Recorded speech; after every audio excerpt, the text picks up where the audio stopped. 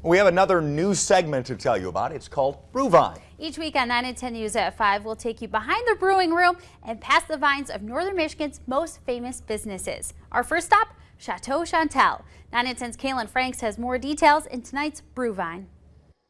We've been doing this tour in one form or another for about the past 10 years.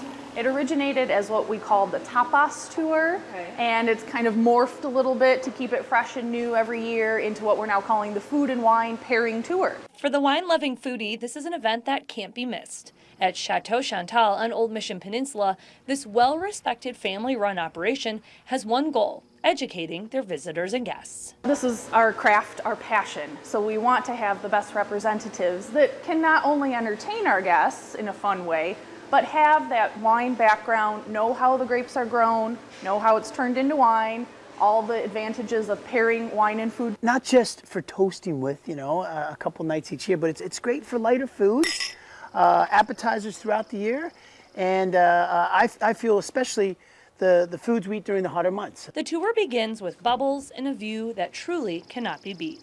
Once the group is ready, they head off into the vines. It's more than a romantic notion that wine is made in the vineyard.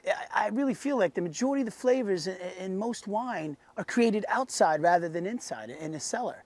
And the big decisions generally are what to plant, how to train that vine, how to feed it, how to protect it. They can expect 2 hours of lots of fun, good entertainment, while you're learning about wine, while you're tasting wine, and learning how to pair it with food. Food pairings along the way help to teach people about how the flavor of wine changes based on what we're eating.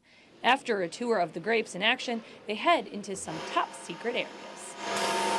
You get to go down and see where the winemakers are working, turning our grapes into wine and aging and blending, and it's just a really fascinating behind-the-scenes look at winemaking. It's a growing trend for visitors to our region's wineries and vineyards, learning about where their wine is coming from and the best way possible to enjoy it. They've had a fantastic time. They've learned tons about how to pair food and wine that they can then take home with them and do on their own.